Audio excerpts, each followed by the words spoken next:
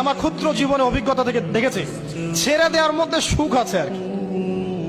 মনে করেন কেউ আপনি গালি দিয়েছে, তো আপনি অনেস্ট, আপনি সৎ এবং আপনি কোনো অন্যায় করেননি, আপনি মাজলুম, তারপরেও আল্লাহর সন্তুষ্টির জন্য ছেড়ে দিলে, আচ্ছা ছাক, কিছু দিচ্ছে বা ওকে কিছু বললাম না, ছেড়ে দিন।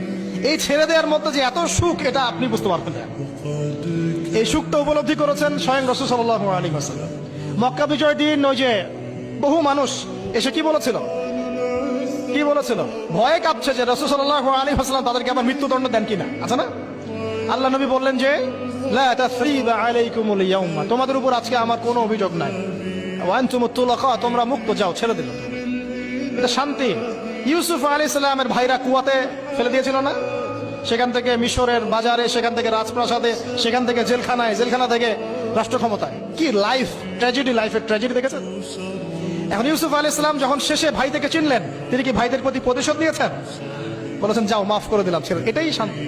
আল্লাহর জন্য ত্যাগের মহিমার মধ্যে শান্তি আছে। আল্লাহ পাক আমাদেরকে ত্যাগ করার তৌফিক দান। তাই বলে সব জায়গায় আবার ত্যাগ করা যাবে না, এটাও মাথায় রাখতে হবে। বুঝতে পারছেন না কথা বলে? মনে করেন যে আপনার পরিবারে আপনার বোনকে কেউ টিস করেছে, নাউজুবিল্লাহ, ছেড়ে দিব? যা বাবা, তুই টিস করেছিস, যা, দিলাম, ছেড়ে। দেখো, মনে করেন যে কারো সমাজের মধ্যে কাউকে ধর্ষণ করা হচ্ছে, নাউজুবিল্লাহ, আর আমরা বলবো যে যাক, মানবতা দেখালাম, ছেড়ে দিলাম, ইসলাম তো মানবতা ধর্ম, যাও, ছেড়ে দিলাম, বললে হবে?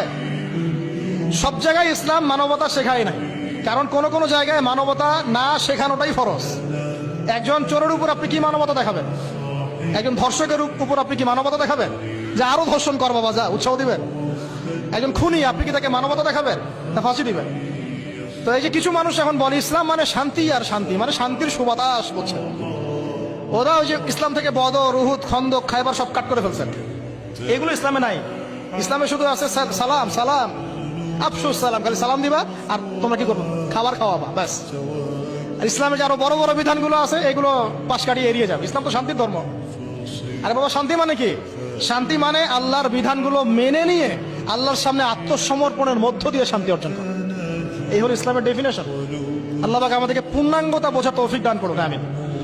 হ্যাঁ, যেটা বলছিলাম প্রিয় ভাইরা, অন্যের কষ্ট উপলব্ধি করে আমরা সারা বছর অন্যের স্বার্থকে অগ্রাধিকার দিব ইনশাআল্লাহ। যদি আমাদেরকে কেউ কষ্টও দেয়, আল্লাহর ওয়াস্তে মাফ করে দিবেন, তবে যেখানে মাফের কোনো সুযোগ নাই সেখানে মাফ করতে চান। আল্লাহ পাক বোঝার তৌফিক দান।